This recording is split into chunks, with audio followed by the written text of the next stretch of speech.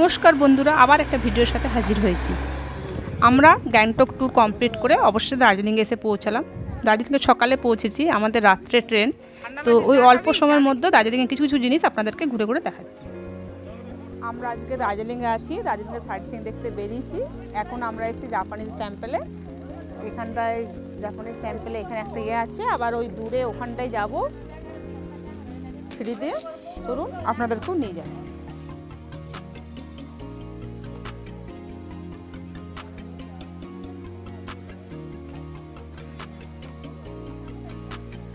আমরা Japanese temple দেখলাম, এবার দেখছি পিস পাগোডা।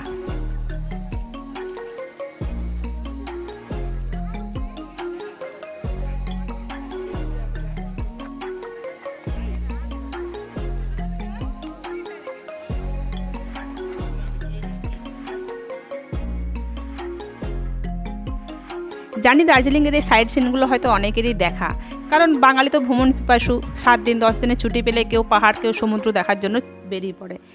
তাহলেও এই সুন্দর মুহূর্তগুলো আরেকবার দেখতে দোষ কি? চলুন সেই জায়গাগুলো আপনাদেরকে নিয়ে যাচ্ছি। দার্জিলিং এসছি, টয় ট্রেন দেখবো না তাই কি হয়? তাই আমরা এখন বাতাসিয়া লুপে ঢুকছি। এখানে এন্ট্রি ফি মাত্র 20 টাকা করে। আসুন ভেতরে যাই।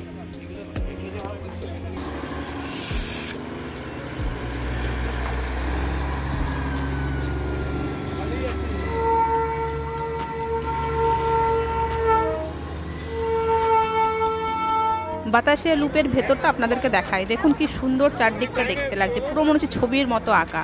টয় ট্রেনে ওঠার জন্য টিকিট দেখলাম পুরো ফুল হয়ে গেছে, তাই আমরা চাপার জন্য অপেক্ষা না করে টয় ট্রেনের সামনে 2-4টা সেলফি তুললাম। চারিদিকটা ঘুরে ঘুরে আপনাদেরকে দেখাচ্ছি।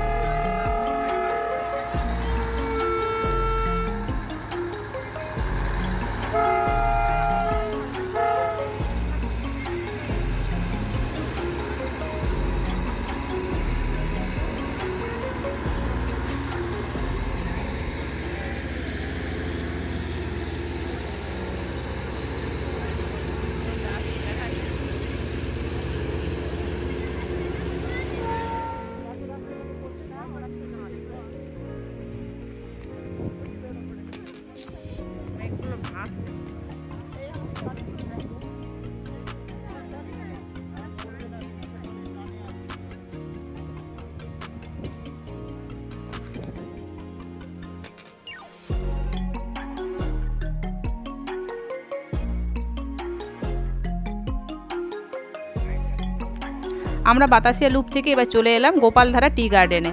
আসুন চা বাগানের কিছুটা ঘুরে ঘুরে আপনাদেরকে দেখাচ্ছি। যেহেতু সামনে যাওয়া যাবে না, চারিদিকটা বেড়া দেওয়া থাকে, কারণ অনেকে পাতা টাতা তুলে নষ্ট করে দেয়, তো তাই যতটা সম্ভব আপনাদেরকে ঘুরে ঘুরে দেখিয়ে দিচ্ছি।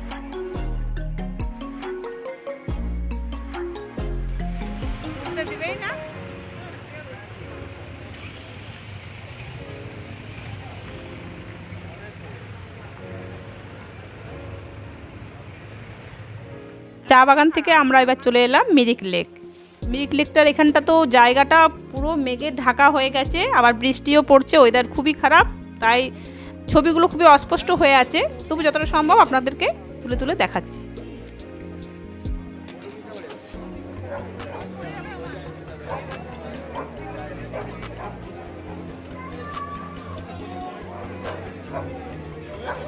সন্ধ্যাবেলা আমরা হোটেল থেকে বেরিয়ে একটু মার্কেটিংয়ে এসেছি ম্যাল রোডে। সেখানের একটা বিখ্যাত বেকারি, সেখানে এসেছি কিছু চকলেট নেওয়ার জন্য। এরপর আমরা একটু চকলেট নিয়ে আমরা এখান থেকে এনজেপি চলে যাব, আমাদের রাত্রের ট্রেন। ওখান থেকে আমরা ডাইরেক্ট বাঁকুড়া যাব। আজকের মতো ভিডিওটি এখানে শেষ করছি। নমস্কার।